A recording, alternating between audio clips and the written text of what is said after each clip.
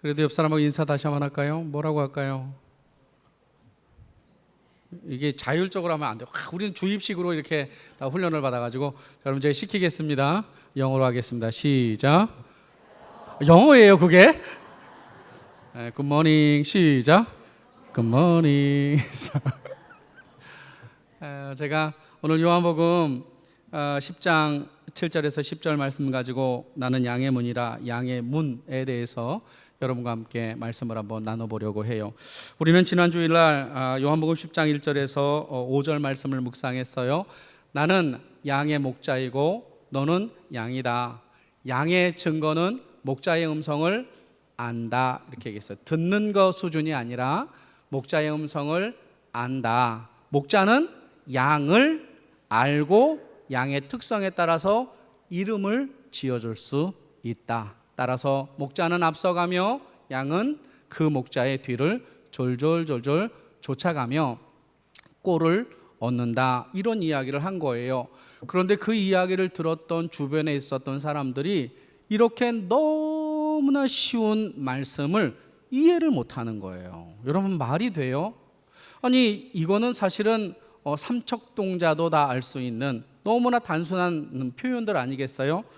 그런데 6절에 보면 예수께서 이 비유로 그들에게 말씀하셨으나 이래 됐어요. 그들은 그가 하신 말씀이 무엇인지 알지 못하니라. 이게 말이 되나요? 너무 쉽게 말했음에도 불구하고 그들은 도대체 그게 무슨 뜻인지 알 수 없었어요. 그래서 예수님이 그러므로 내가 다시 너희에게 말하노라 라고 시작한 말씀이 오늘 7절에서 18절까지 내용인데, 첫 번째 단락으로 7절에서 10절을 우리가 묵상해 보려고 하는 것이지요. 사실은 오늘 본문에 보면 7절에 그러므로 예수께서 다시 이르시되 내가 진실로 진실로 너희에게 말하노니 나는 양의 문이다, 이렇게 얘기해요. 더 어려운 것 같아요. 더 목자와 양 이야기하다가 나는 양의 문이다 이렇게 표현하니까 더 어려운 것 같아요. 우리에게는 좀 이해가 되지 않지만 고대 팔레스틴 예수님이 계셨을 때는 그것이 이렇게 익숙했었던 거예요. 여러분, 지난 주일날 우리가 살펴봤듯이 각자 주인들, 양을 목축하는 주인들에게는 뭐 몇백 마리씩 양이 있었던 것이 아니라 소 목축을 하죠. 그래서 때로는 3마리, 때로는 1마리, 때로는 10마리 뭐 이렇게. 그래서 싹스를 주고 목동을 구입한다고 그랬어요. 목동을 구입하면 그 목동이 집집마다 돌아다니면서 새로운 양들을 모아서 한 우리에 집어넣고 목동이 양을 이끌고 나가기 전에 훈련한다고 그랬어요. 주인의 목소리에 익숙해져 있는 그 양을 목동의 목소리에 익숙해지도록 다 이런 방식으로 의성으로 양들에게 계속 이렇게 어느 기간 동안 관계를 갖고 그들에게 목동의 목소리를 익힌다고 그랬어요. 그게 익혀지면 드디어 이제 목동은 양들을 이끌고 광야로 나가요. 언제 광야로 나가느냐? 유대는 달력이 11월, 1월, 2월, 3월까지가 우기예요. 어디에 가도 풀이 있습니다, 우기 때는. 그러나 4월, 5월부터 시작해서 10월 달까지는 어디에 가도 먹을 게 거의 없어요.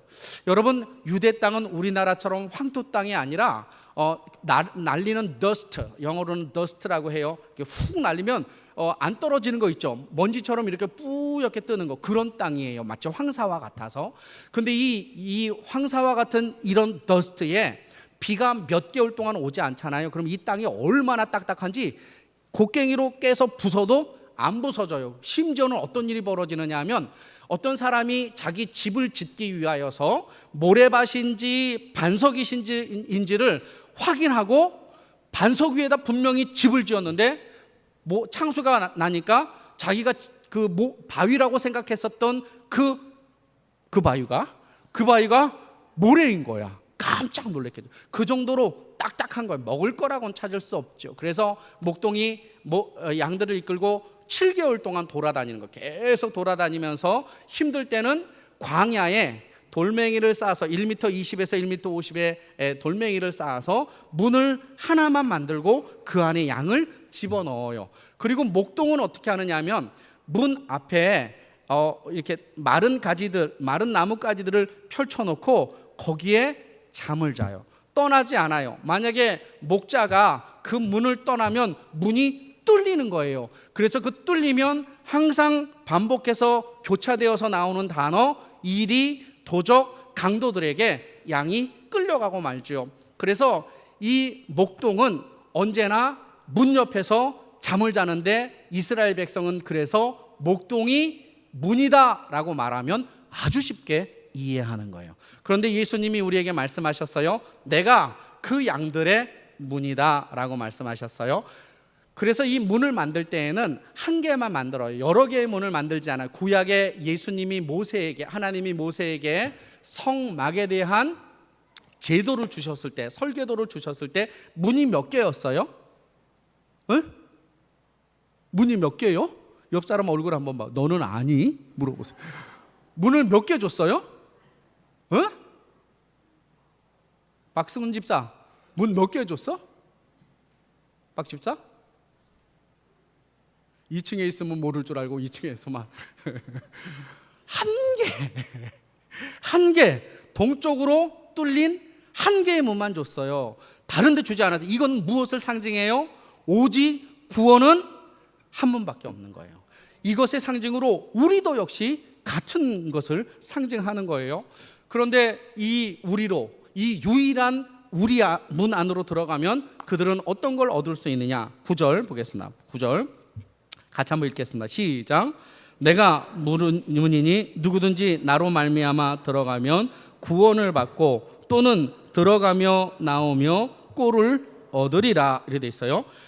문인데 그리로 들어가야만 구원, 생명을 얻는 거예요. 그리고 양들은 들어가면서 나오면서 꼴을 얻을 수도 있대요. 그런데 더 감사한 건 뭐냐면 10절에 도둑이 오는 것은 도적질하고 죽이고 멸망시키려는 것뿐이요 내가 온 것은 양으로 생명을 얻게 하고 더 풍성하게 얻게 하기 위하여 주님이 자기를 문이라고 말한 거예요. 주님은 자기를 우리의 문이다. 도대체 이것을 어떻게 우리가 적용하고 해석해야 될까에 대해서 한번 생각해 보려고 해요. 여러분, 예수님이 여러분의 인생의 문인 것을 인정하십니까? 우리가 그 문으로 통과해서 구원을 얻는 거예요. 자, 그러면 세 가지 관점에서 나는 양의 문이다 라고 하는 이 말씀의 의미를 영적으로 한번 우리가 해석해 보려고 합니다. 첫 번째는 7절. 그러므로 예수께서 다시 이르시되 내가 진실로 너희에게 말하노니 나는 양의 문이다 라고 주님 말씀하셨어요. 나는 양의 문이다. 제가 좀 아는 척 할게요.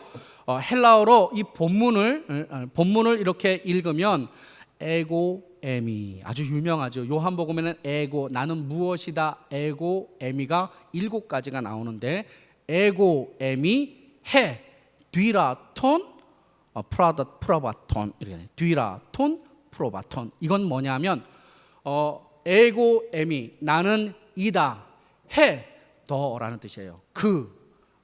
뒤라 문이다. 나는 그 문이다 라고 말하는 거예요. 근데 그 문은 어떤 문이냐? 톤, 이것도 정관사 더예요.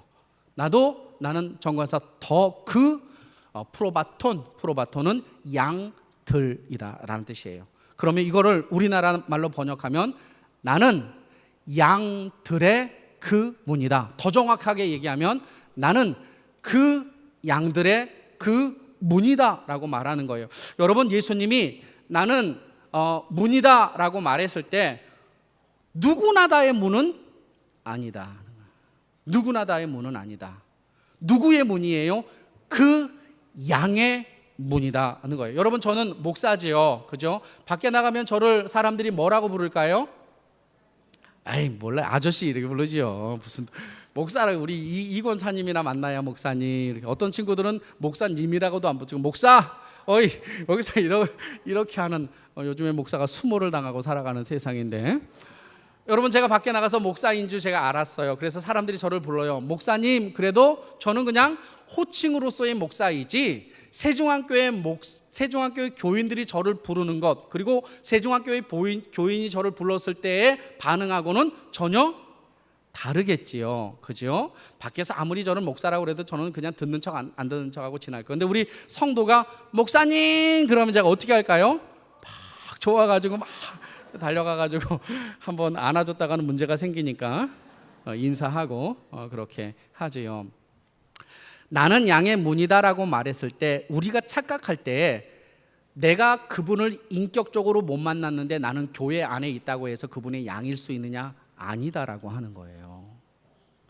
내가 너희가 나의 양이다라고 했을 때는 너희가 그 양이냐라고 주님이 우리에게 물어보시는 거예요. 그럼 놀라운 일이 벌어지는데, 내가 그 주님을 인격적으로 만났으면, 내가 주님밖에 없습니다라고 고백하는 사람이라고 한다면 그 문을 경험하게 되는 거예요. 그 문이 어떤 문이에요? 구원으로 가는 문, 생명으로, 아멘도 안 하죠, 그죠? 생명으로 가는 문을 경험하게, 그 양이 아니면 그 문을 경험할 수가 없는 것이죠. 여러분, 예수가 우리의 삶의 문인데 그 문을 통하여 우리의 인생에 하나님의 놀라운 은혜가 있기를 간절히 축원합니다.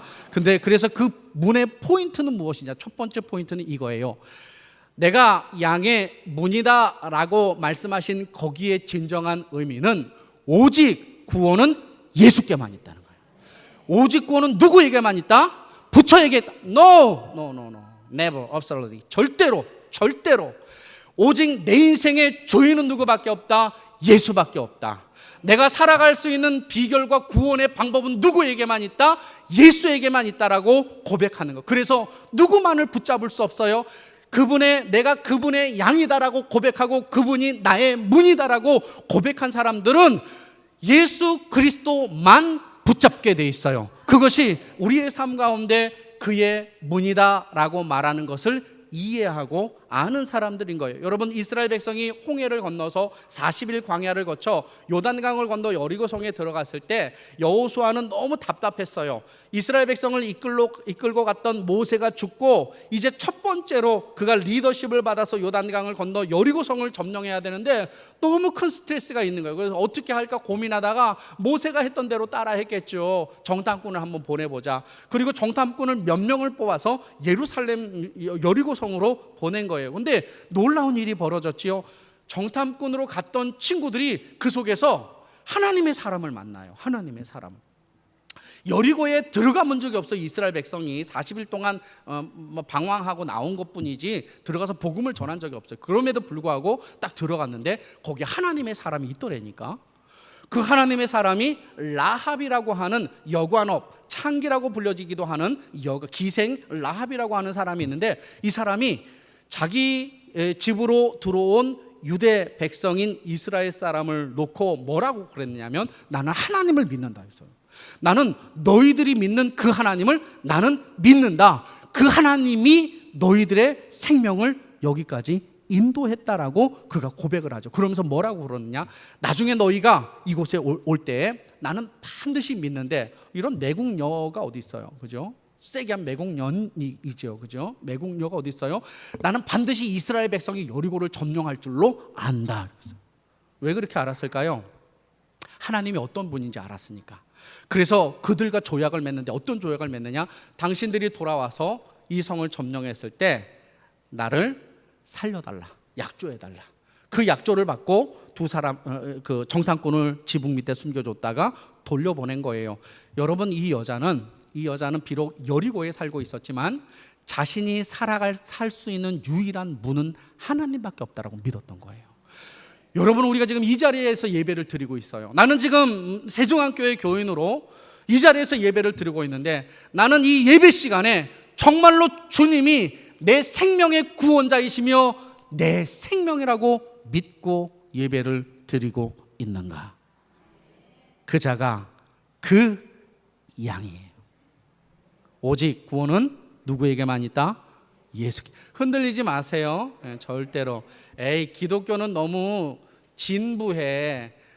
그냥 천주교처럼 신부님이 한번 와가지고 불도하면서 뭐 어떻게 아까 아미타불 관세음보살 12월 24일 예수 탄생 감사 뭐 디디디디 뭐 이러고 또 그 부처님이래 신부님이 그 절에 가서 사랑하시는 여러분 오늘 석가탄신일을 맞이하여서 하늘에 놀라운 영광과 은혜가 있기를 간절히 바라겠습니다. 그러면 거기서 또 아미타불 뭐 근데 참 재미난 건 뭐예요? 우리는 그걸 보고 열려 있다라고 생각한다는 거예요. 열려 있고 기독교는 너무 좁고 너 기독교인하고 말도 섞지 마. 너 기독교인하고 사업도 같이 하면 얼마나 옹졸한지 막 이런 거. 더 믿음 센 사람들하고 하면 사업도 안 돼. 뭐 할 때마다 말씀 앞세우니까. 근데 누구하고 사업하면 돼? 여러분하고 사업하면 돼. 그냥 타협하니까. 그러면 안 되겠죠. 그러면 안 되겠죠. 내가 양의 문이다라고 하는 그 속에는 내가 정말로 오직 구원은 그분에게만 있느냐라고 믿는 자에게 그 능력이 나타난다. 첫 번째. 두 번째, 오늘 본문 9절에 보면 내가 문이니 누구든지 나로 말미암아 들어가면 구원을 받고 또는 들어가며 나오며 꼴을 얻는데요. 놀라운 일이지요. 들어가면 왜 놀라운 일이에요? 지금 척박한 광야에 울타리 하나 만들어 놓고 먹을 것이 없어서 양들을 데리고 나가서 막 골짜기도 헤매고 다니다가 죽음의 골짜기도 다니다가 양들을 먹이고 잠시 쉬러 들어온 거예요.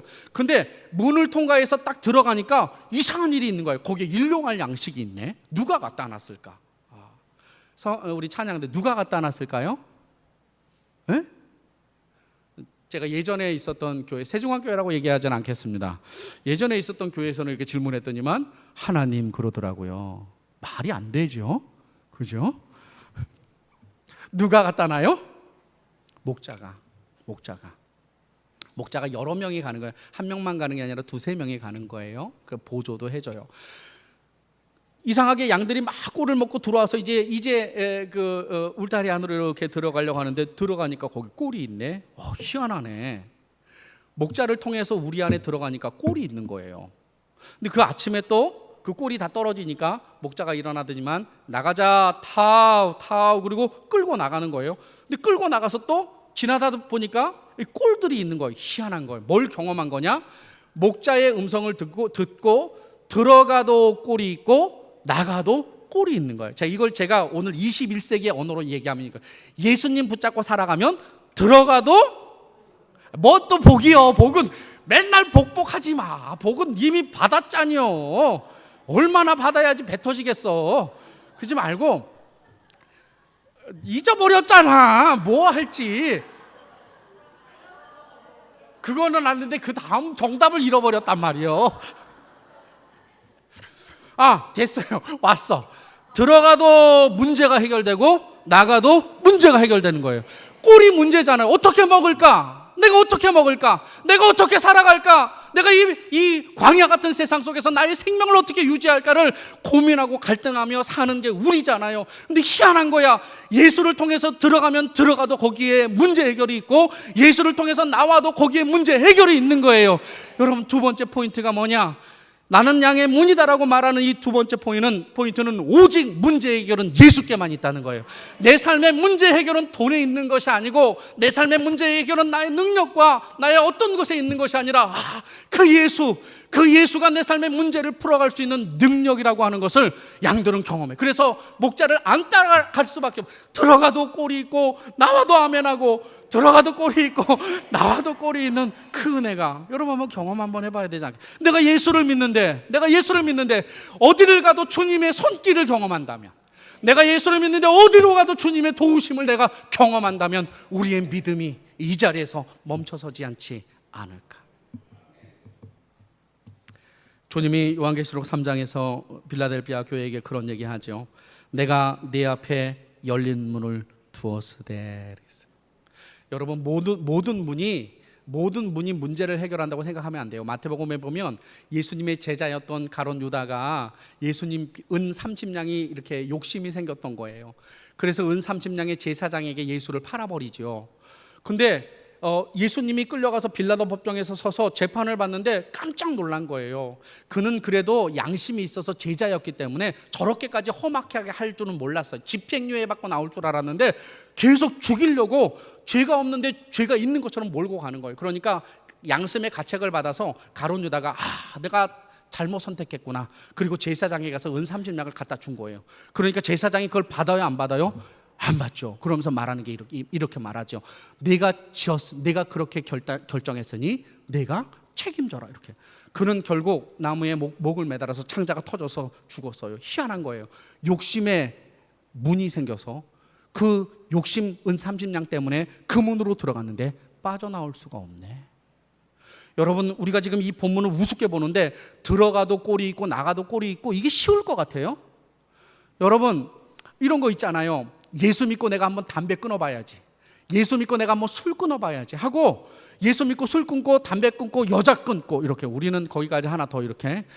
우리 교인들은 저는 그렇다라고 생각하지 않아요. 왜냐하면 목사를 닮았기 때문에 여자는 그렇게 좋아하지 않을 거라고 생각하지만 또 때로는 뒤통수를 치는 사람들도 가끔가다 이렇게 나오더라고요.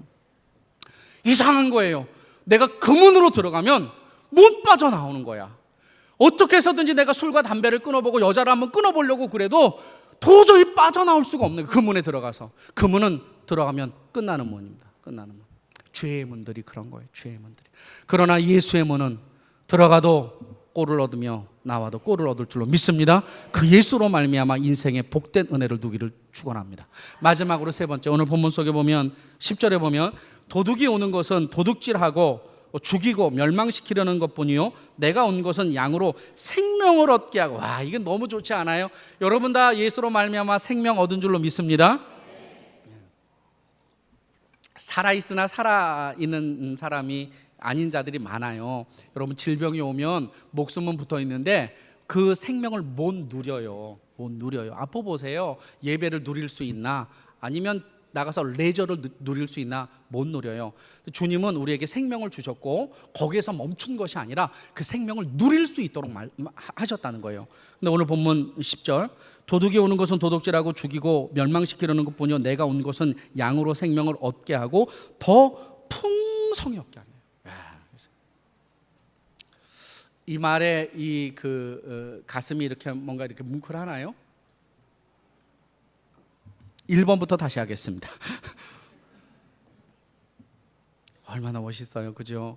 예수 그리스도가 우리의 인생에 생명을 주셨고, 예수 그리스도가 우리의 인생의 모든 문제를 해결하시며, 예수 그리스도가 우리의 생명을 누릴 수 있게 풍성케 만들어 주었다는 거예요. 질병에 걸린 사람은 조금 전에도 얘기했듯이 아무리 그 생명을 누리려고 그래도 누릴 수가 없어요. 여기 앉아 계신 여러분들은 이미 생명을 누리고 있는 거예요. 그런데 여기에 더 풍성히 누리다, 더 풍성히 얻다라고 하는 이 풍성이라고 하는 단어가 페레소스입니다. 페렛소스.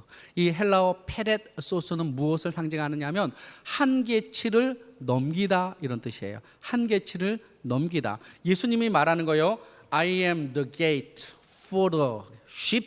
나는 양들의 문이야 라고 그 양들에게 말한 거예요. 그러니까 그 양들에게 말했는데, 말하면서 야, 내가 문이기 때문에 너희들은 더 풍성하게 누릴 수 있어 라고 말한 것이죠.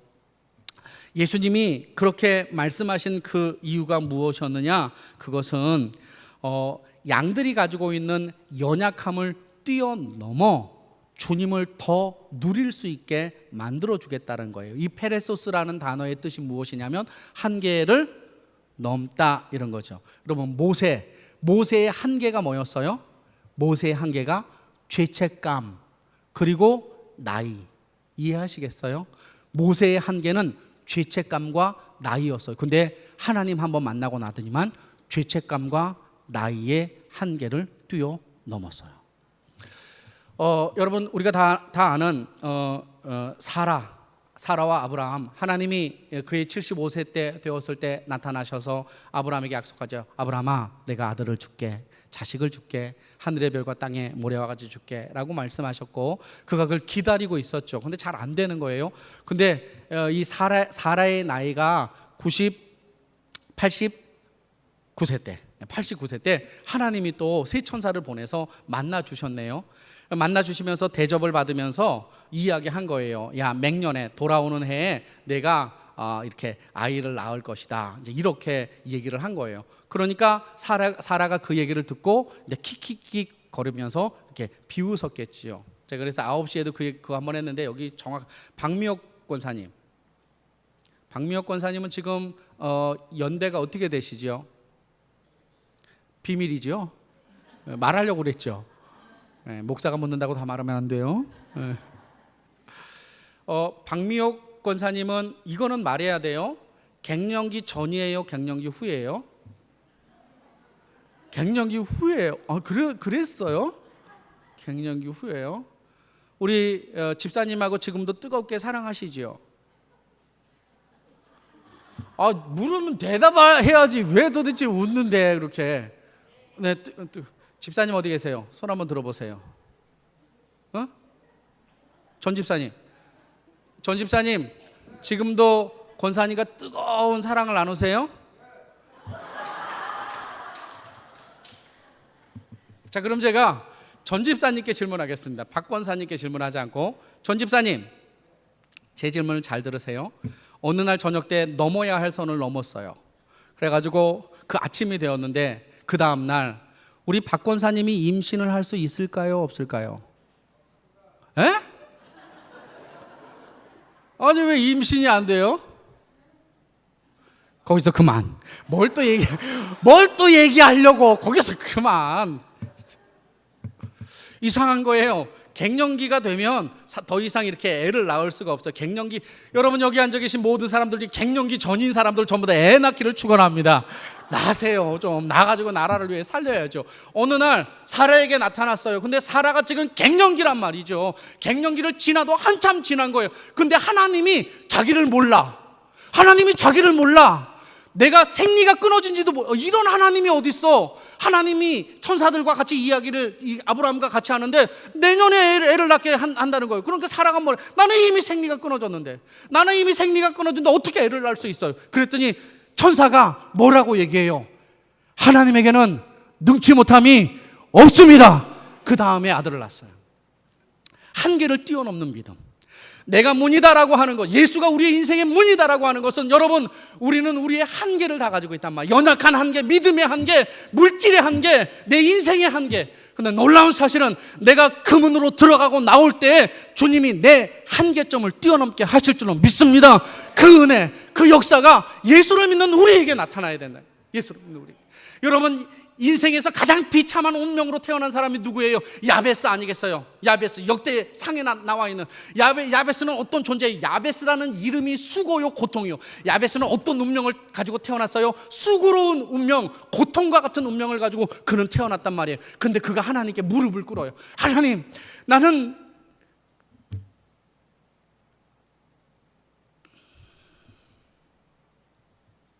어머니가 나를 부를 때도 너는 안 돼. 너는 수고로운 자야. 사람이 나를 부를 때도 너는 안 되지.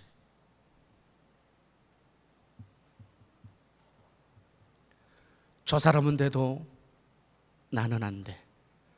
그것이 어쩌면 야베스가 가지고 있었던 트라우마, 상처 있을 수 있었던 거죠. 어느 날 하나님 만나요.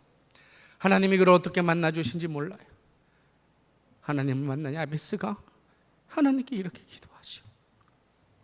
하나님, 나에게 복의 복을 더하여 주소서. 내가 힘들고 연약한 거 아시지요? 그러나 이거 복이에요, 주님. 내가 이 땅에 태어난 것도 복입니다. 주님, 이 복의 복을 더하여 주시고 할 수 있거든 내 인생의 지경을 넓혀주세요. 내 인생의 지경을 넓혀주셔요. 그리고 주님, 내가 어떤 상황 가운데 있는 줄 알잖아요. 나는 환난과 고통 가운데 있는데 환난을 벗어나 내 인생의 모든 문제가 해결되게 해주세요라고 하나님께 기도하지요. 하나님이 그날 그가 그의 인생의 문으로 들어온 것을 경험했어요. 그가 나는 문이다라고 말씀하신 그 하나님 문을 통과하여 주님을 만난 거예요. 그러니까 주님이 그가 한 모든 기도를 들어 응답해 주셨더라.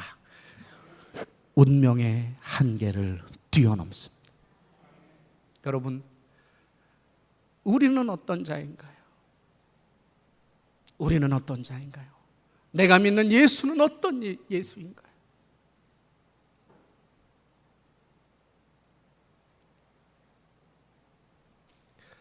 나는 양의 문이다 라고 말씀하신 그 하나님의 은혜가 여러분의 인생을 맡고 있는 절망의 모든 사슬에서 여러분을 자유케 해 주실 줄로 믿습니다.